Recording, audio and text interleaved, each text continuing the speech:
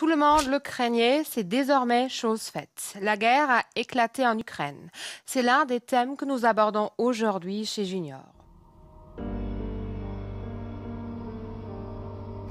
Bon, comme vous pouvez l'imaginer, cette vidéo sera un peu spéciale, il ne sera pas un mini-reportage sur la culture, les traditions, les lieux à visiter de l'Ukraine.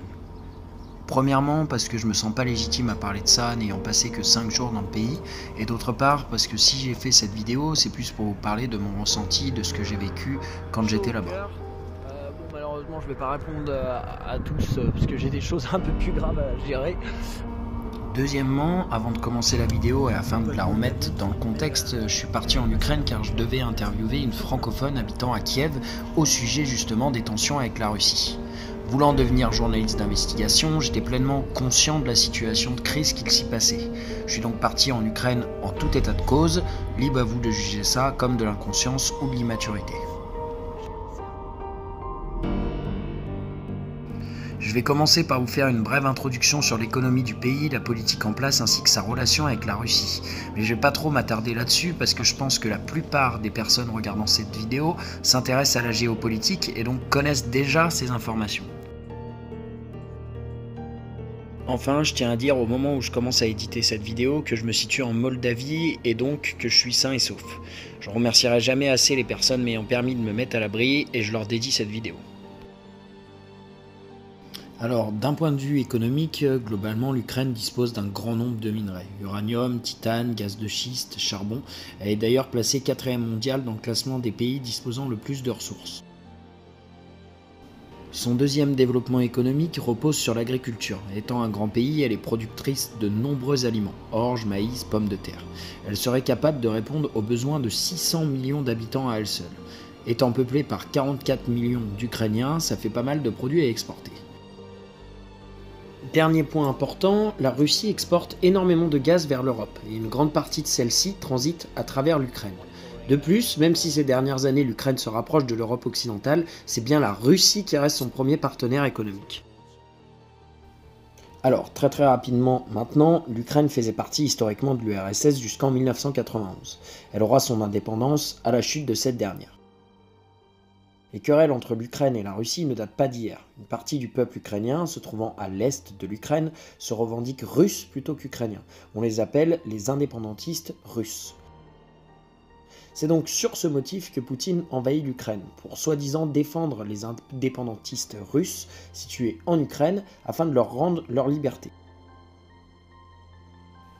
Cela fait maintenant plus de 15 ans que ces deux pays sont en guerre, faisant déjà plus de 12 000 morts. Une guerre sans fin donc, qui ne date pas d'hier mais qui s'intensifie ces derniers jours. Poutine prend le prétexte de sauver une partie du peuple ukrainien visiblement rallié à sa cause pour toujours étendre un peu plus son pouvoir. Le rapprochement actuel de l'Ukraine vers l'Europe fait aussi peur au gouvernement de Poutine car cela pourrait donner les idées à son peuple d'adopter le même mode de vie et de pensée que les Européens. Bref, une bataille idéologique, économique, géopolitique, et on va en rester là pour ces infos. Il y a plein de comptes indépendants qui expliquent tout ça beaucoup mieux que moi. Avant de commencer sur ce que j'ai vécu en Ukraine et mon ressenti global sur le début de cette guerre, je tiens à préciser que les images ne sont pas au top du top. Ayant été la cible d'un tank en début de matinée qui s'est volontairement pointé vers moi parce que je filmais, alors ouais, clairement, comme vous pouvez l'imaginer, je me suis bien chié dessus, j'ai préféré sauver ma vie plutôt que jouer les pseudo-reporters à 2 balles.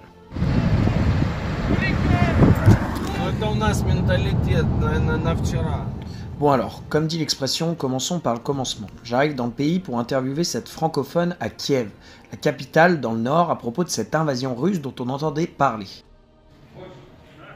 J'arrive donc à la frontière où les gardes frontaliers me laissent passer en échange d'un peu d'argent. Parce qu'il me fallait une assurance Covid pour rentrer dans leur pays et vu que la corruption est encore bien présente, j'ai préféré leur glisser un billet pour pouvoir passer. Bon, alors, une fois dans le pays, sans trop galérer, malgré qu'on puisse pas dire que les Ukrainiens parlent hyper bien l'anglais, j'arrive à faire de l'autostop jusqu'à Odessa, une ville qui ressemble plus ou moins à Marseille sur plusieurs points. Une fois à Odessa, il m'aura fallu quelques heures pour rencontrer des Ukrainiens en auberge jeunesse et sympathiser avec eux. Alors oui, on a parlé vaguement de ce qui se passait avec la Russie, mais déjà c'est vraiment pas un sujet que j'ai essayé d'aborder avec les Ukrainiens dans l'ensemble, parce que tout simplement c'est pas facile à aborder, et j'attendais vraiment qu'on m'en parle pour pouvoir en discuter. Mais en plus de ça, clairement, là sur le coup, c'était plutôt des blagues qu'on faisait sur une éventuelle invasion des Russes. Il m'est même arrivé une fois de pouvoir parler avec des militaires de mon âge et de rigoler sur la situation.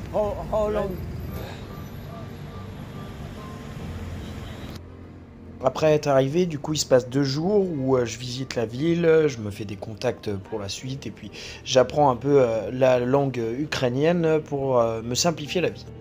Wybaczcie, ja nie rozmawiam ukraiński. Alors, c'est au détour d'un des lieux les plus importants d'Odessa que je vois une patrouille de gendarmes regroupée sur une place. Et là, il y a carrément un régiment qui vient au même endroit avec des camions de l'armée, etc. Et il y avait les télévisions aussi. Et je pense que c'est vraiment à ce moment-là que moi, ainsi que les Ukrainiens et les touristes qui étaient ici, compris qu'il se passait vraiment quelque chose.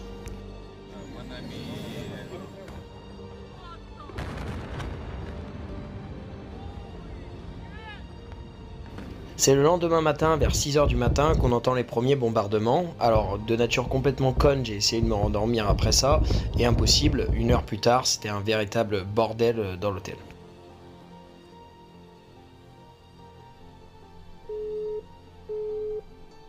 Il m'a fallu jusqu'à 9 h pour me décider, après avoir appelé l'ambassade, d'aller dans les rues de Odessa pour voir à quoi ça ressemblait. Et à ce moment-là, je commençais à réfléchir à partir directement en Roumanie sans passer par Kiev. C'est désert par rapport à hier et avant-hier, tout le monde a déserté.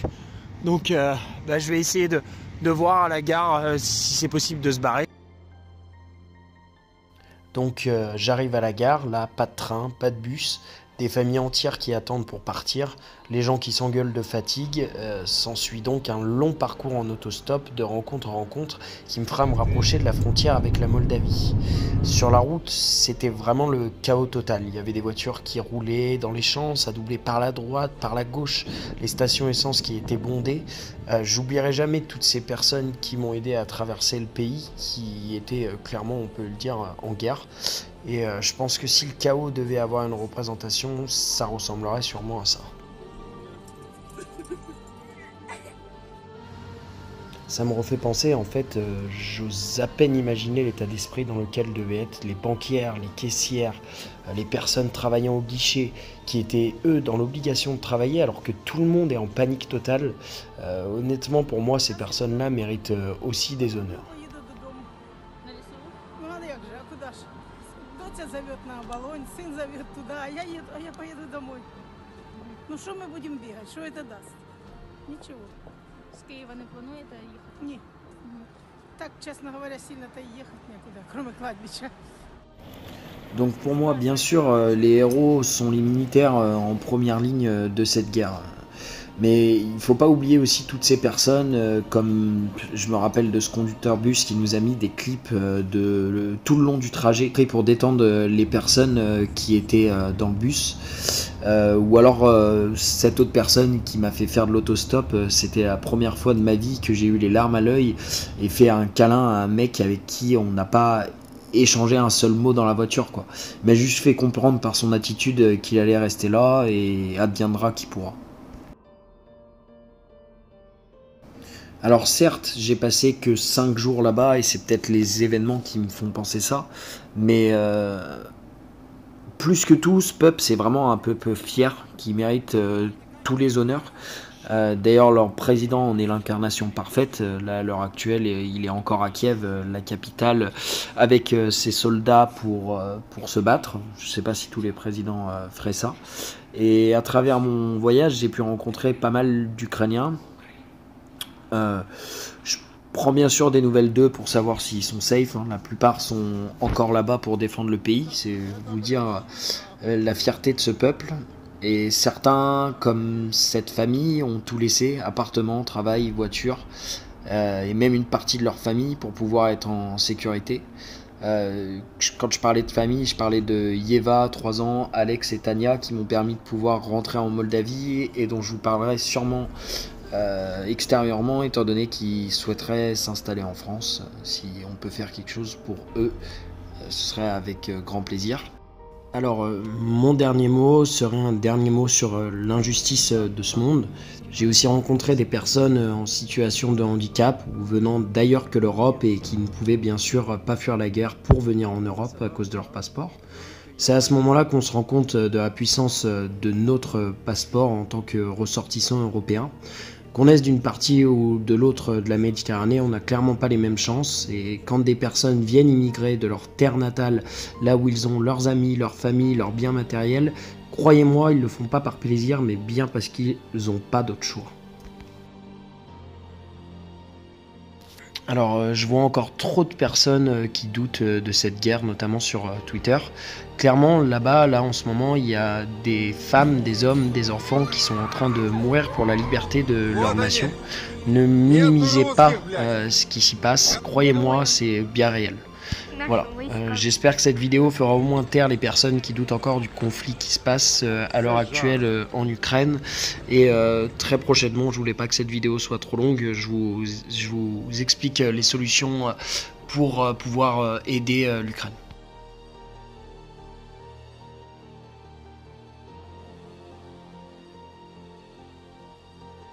Слава нашим захисникам, слава нашим захисницям. Слава Україні!